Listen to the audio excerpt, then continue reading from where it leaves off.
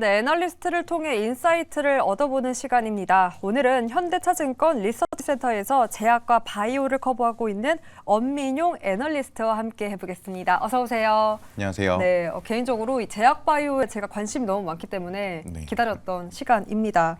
하나하나 한번 체크를 해볼게요. 먼저 정말 포트에서 아픈 손가락이었어요. 그동안 소외받았던 제약 바이오가 크게 주목을 받았는데 한번 이러한 동향 체크부터 해볼까요? 네, 지금 사실 제약바이오는 이제 연구 역량이 좀 뛰어난 기업들 위주로 투자가 들어간다기보다는 이제 글로벌리 좀 핫했던 비만 치료제와 이제 AY 관련된 기업들만이 좀 주목을 받고 있었습니다. 그래서 이제 지난 8월 많은 악재들이 좀 미국에서 해소됐다고 일단 보고 있는데 지금 펀더가 좀 좋은 기업들 위주로 투자 심리가 다시 좀 옮겨지고 있는 이유는 일단 지난 8월 ETF가 한국에서 이제 바이오 ETF가 출시가 됐었고요. 여기에 포함된 종목들이 좀 주목을 많이 받으면서 이제 바이오가 다시 분위기가 한번 살아났다가 이제 중요한 부분들이 사실 두 가지가 있었습니다. 이제 매크로 이슈가 해소된다고 하더라도 바이오 쪽으로 수급이 쏠리지 못할 수 있다고 봤던 이유가 이제 미국 쪽 바이오의 투자 심리 악화 부분이었습니다. 그래서 총 두 개가 있었는데 2022년에 최대 규모로 이루어졌던 암젠과 호라이즌의 인수합병 규모만 35조 원짜리 M&A가 있었는데 이 부분을 미국 연방거래위원회에서 반독점법 위반이라고 이제 소송이 들어가서 이 M&A가 이루어지지 못할 거라고 보고 있었습니다. 그리고 두 번째로 미국 정부에서 또 각 빅파마의 약가이나 10개 약물을 발표할 예정이었기 때문에 이 부분이 미국 바이오 전반적인 좀 투자 심리 악화시켰고 국내 바이오도 움직이지 못할 수 있는 이제 상황이었는데 지난 8월 28일에 이 두 가지 악재가 모두 단기 악재가 해소된 상태입니다. 그래서 암젠과 호라이즌의 인수합병도 9월 1일 날짜로 다시 합의에 이르게 됐고요. 또 8월 28일 날 미국에서 10개 약물이 공개됐지만 이 약물을 가지고 있는 빅파마 모두 이제 상승 마감하면서 일단 이 약가인화가 법령이 발효되는 시기가 2026년이기 때문에 단기 악재는 일단 해소됐다. 그래서 사실 매크로 이슈만 좀 해소된다고 한다면 이제 미국 바이오가 좀 반등해주면서 국내 바이오도 좀 힘을 받을 수 있지 않을까? 일단 이렇게 기대하고는 있습니다. 때문에 매크로 이슈가 단기적으로 부담이 덜어져서 뭔가 큰 대형주들이 같이 잘 가기보다는 약간 핫한 아이템이라고 해야 될까요? 뭐 비만 치료제, 네, 맞습니다. AI, 의료기 이런 섹터에 관련 종목들만 사실 너무 큰 집중을 받았어요. 맞습니다. 그래서 숫자를 좀 시장에 강하게 보여줄 수 있는 위주로 좀 종목이 올랐던 상황입니다. 또 그 중에 하나가 요즘 또 핫한 기업이에요. 알테오젠. 네. 알테오젠 관련 보고서도 이렇게 함께 두셨는데 보니까 9월 7일 이후로 하루를 제외하고 약세장 속에서도 계속 상승을 했고요. 이달 들어만 벌써 76%가량 올랐더라고요. 아무래도 뭐 머크사와의 인수 계약설 이런 이슈가 호재로 작용을 한 것 같아요. 아, 네. 사실 머크 인수설은 알테오젠이 주가가 급등할 때마다 항상 나왔던 이슈고요. 사실 지금 주가가 올랐던 부분은 알테오젠이 현재 머크로 추정되고 있는 빅파마와 지금 전 세계에서 가장 높은 매출액을 가지고 있는 키투르다라는 항암제를 지금 재형 변경하고 있습니다. 이게 쉽게 말씀드려서 기존 빅파마들이 처음 항암제를 출시할 때는 이제 혈관 주사를 통해서 투약을 하게 되는데 특허가 만료되기 전에 이제 피하 주사로 변경을 하게 되면 이 제품의 그 수명을 연장할 수가 있게 됩니다. 하지만 이 피하 주사 기술 같은 경우에는 특정 원천 기술이 필요하기 때문에 이제 아무나 할 수가 없는 것이죠. 그래서 국내에 있는 알테오젠과 해외에 있는 할로자임이라는 두 개 회사가 이 피하 주사 기술에 대한 이제 원천 기술을 가지고 있습니다. 그래서 알테오젠이 현재 이 키투르다라고 하는 제품을 지금 피하 주사로 변경 중인 상황일 걸로 보고 있고요. 2024년 9월 23일에 임상 3상이 종료될 걸로 보고 있고 25년 상반기에 이제 출시가 됩니다.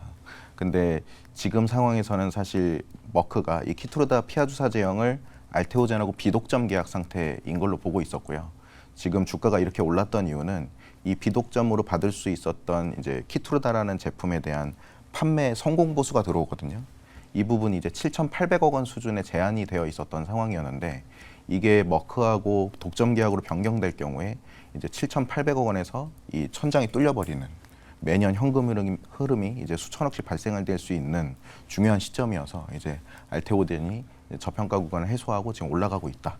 보시면 되겠습니다. 그러니까 정리를 해보자면 그 키투르다 SC 네. 이게 그 연장을 특허를 연장을 하려면 혈관 주사에서 피하 주사로 바꿔야 하는데 그 피하 주사에 대한 원천 기술력을 또 확보한 기업 중에 하나가 알테오젠이기 때문에 계속해서 주목을 받고 맞습니다. 있는 거네요. 그리고 그 특허의 주인이 이제 알테오젠이기 알테오젠. 때문에 그래서 보니까요 12일에는 빅파마가 목숨을 걸었다라는 보고서를 내놓으셨고 또 20일 최근 보고서에는 머크 IV로 불가능했던 영역을 SC로 확장하는 임상 개시 뭐 이런 임상 이상 등록에 대한 투자 포인트를 제시했더라고요. 어떤 의미가 있을까요? 네, 이제 알테오젠의 피하 주사 제형이 현재 머크하고 비독점 계약인 상황이고 이게 현재까지는 제가 추정한다고 말씀드리는 이유가 네. 알테오젠과 머크가 모두 이 계약을 비공개하고 있는 상황입니다. 이 비공개하고 있는 이유는 사실 머크에게 악재이기 때문에 그렇습니다. 머크는 이 키투르다라는 제품이 전체 매출액의 40%를 차지하고 있고 이게 비독점이라는 뜻은 알테오젠이 다른 회사와도 이 키투르다 피하 주사 제형을 출시할 수 있다는 얘기가 되거든요. 그래서 이 계약이 만약에 머크로부터 공개적으로 이제 만약에 시장에 노출이 되게 되면 머크는 굉장히 큰 주가 하락을 맞이할 겁니다. 그렇기 때문에 쉬쉬하고 있는 거군요. 그렇죠. 그래서 독점 계약을 변경해야 하고 알테오젠이 그걸 꼭 들어줘야 되기 때문에 제가 이제 제목을 빅파마 목숨 걸었다 이렇게 말씀을 드렸고요. 그리고 최근에 키투르다 피하 주사 제형에 대한 임상 이상을 최근에 등록을 했는데 보통 피하 주사로 변경할 경우에는 1상하고 3상만 진행을 하고 2상은 진행하지 않습니다. 왜냐하면 용량이나 용법이 이제 바뀌지 않기 때문에 그런데 임상 이상을 했다는 것은 기존 제품과는 전혀 다른 용량 또는 투약 주기를 이제 출시할 준비를 하고 있다고 보시면 되거든요. 그래서 기존의 혈관 주사 제형은 3주 제형과 6주 간격 제형 이렇게 두 가지로 이루어져 있는데 이제 기존의 혈관 주사 3주 제형을 피하 주사 6주 제형으로 모두 바꾸는 임상이지 않을까 일단 보고 있습니다. 결론적으로 머크가 이 키투르다 IV 제형의 거의 대부분의 지금 투약 그 시기를 다 피하 주사로 옮기려는 준비를 하고 있으니까 앞서 말씀드렸던 빅파마가 목숨 걸었다. 그리고 비독점에서 독점을 가야 한다라는 부분에 대해서 머크가 착실히 준비를 하고 있다라고 볼 수 있겠습니다. 네, 목숨을 걸었다지만 목숨을 걸어야 하는 입장인 거네요. 맞습니다. 그렇기 때문에 알테오젠의 주가가 바로바로 이렇게 반응을 하고 있는 것 같습니다. 추후의 흐름까지 한번 주시해 볼 테고요. 그런데 또 보면 하반기에 주목해 볼 기업 ABL 바이오를 꼽아 주셨더라고요. 네. 알테오젠과는 또 다른 어떤 투자 포인트들이 있을까요? 지금 ABL 바이오는 이제 이중항체 항암제하고 그 다음에 뇌투과 기술을 이용해서 이제 파킨슨병이나 이제 뇌혈관 질환 같은 것들을 좀 타깃하는 기업입니다. 지금 사실 ABL 바이오가 사노피라는 글로벌 빅파마하고 파킨슨병 치료제에 대한 기술 이전을 1.3조 원 규모로 체결했음에도 불구하고 주가는 기술 이전 당시하고 거의 비슷한 상황이거든요. 근데 기업 자체에 대한 여러 모멘텀들은 굉장히 좀 기대가 되는 부분들이 많고 또 최근에 발표된 항암제 결과들도 좀 주목해서 볼 것들이 많습니다. 그래서 지금 최근 이슈로 먼저 순서대로 말씀드리면 이제 론자라고 하는 스위스에 있는 CMO 기업이 최근에 시나픽스라고 하는 ADC 항암제 기업을 인수를 했고요. 이 기업과 ABL 바이오가 최근에 이제 이중항체 ADC 공동 연구를 시작을 한 상황입니다.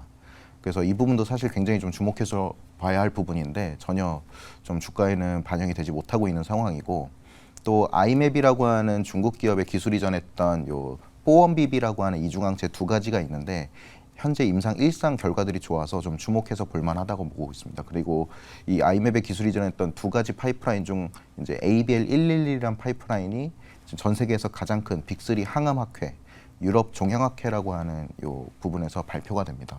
그래서 에스모라고 보통 이제 편하게 부르시고요.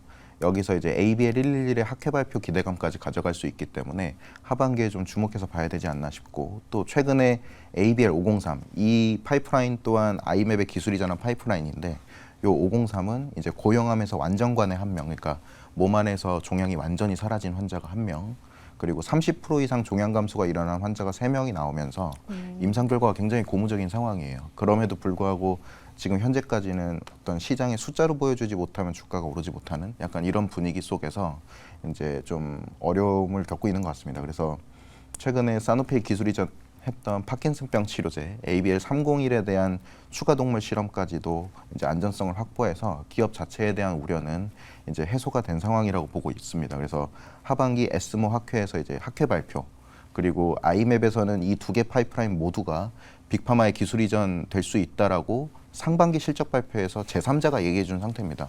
ABL이 직접 빅파마의 기술 이전 가능성이 있다고 얘기해 주는 게 아니라 기술 이전을 한 곳에서 이 부분을 밝혀주고 있는 상황이거든요.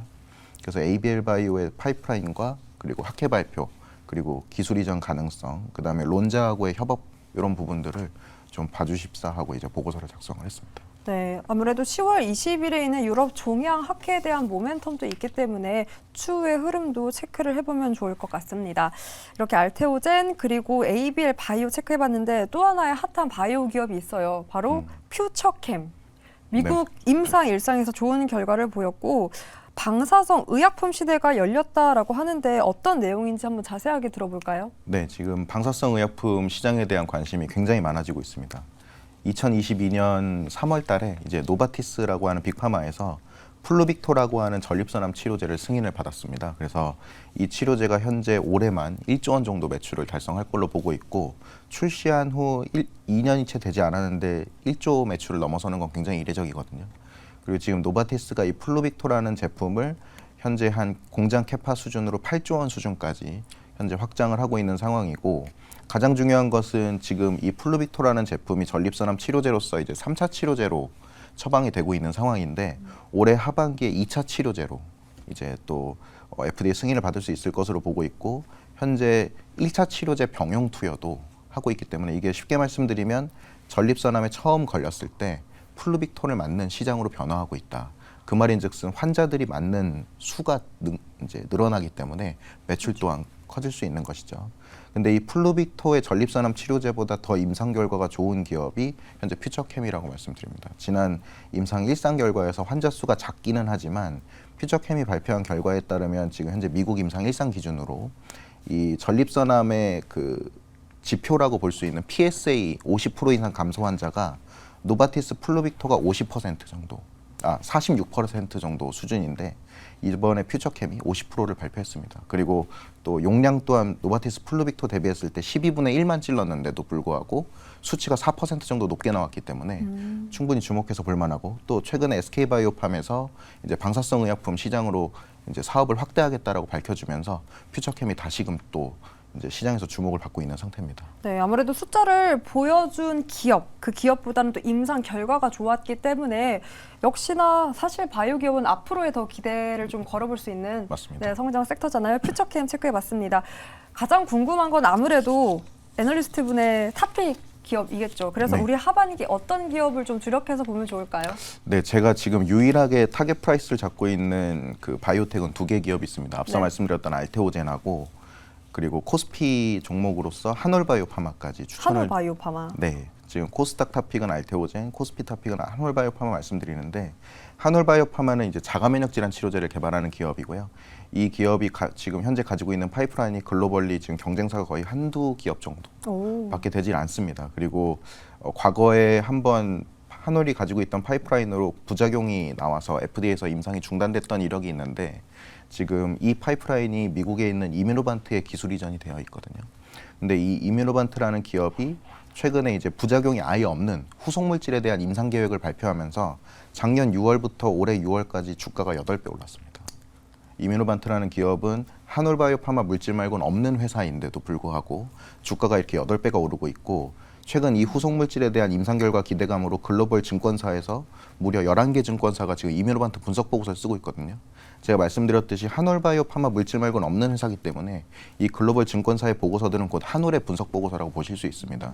목표 주가와 시가총액 그리고 향후 매출에 대한 컨센까지 모두 제시하고 있는 보고서들이기 때문에 굉장히 좀 국내에 있는 바이오텍 중에 이렇게 글로벌 증권사가 보고서를 내주는 기업이 있나 싶을 정도로 거의 유일한 종목이 아닌가 싶습니다. 그리고 이 후속 물질에 대한 임상 1상 결과가 드디어 이번 달 발표될 것으로 지난 상반기 실적 발표 때 이뮤노반트가 발표했기 때문에 오늘 새벽이 될 수 있고 9월 30일이 될 수도 있지만 좀 주목해서 보시기를 말씀드립니다. 네, 이뮤노반트 보니까 나스닥에 또 상장이 되어 있네요. 맞습니다. 그럼 간밤에 요 흐름 체크해가지고 너무나 괜찮은 호재가 나오면 또 계좌기 한올 바이오파마를 공략하는 것도 전략일 수 있을까요? 네, 저는 매일매일 체크를- 이뮤노반트에서 임상 결과를 언제 발표할지 모니터링하고 있는 상태입니다. 네, 동반 움직임을 보이기 때문에 함께 체크를 해봐도 좋을 것 같습니다. 탑픽 종목으로는 알테오젠 그리고 한올 바이오파마 체크를 해봤고요. 오늘 현대차증권 리서치센터에서 제약 바이오를 커버하고 있는 엄민용 애널리스트와 함께했습니다. 오늘 말씀 고맙습니다. 감사합니다. 네, 일발장전 준비한 소식은 여기까지입니다. 끝까지 함께해주신 시청자 여러분 고맙습니다.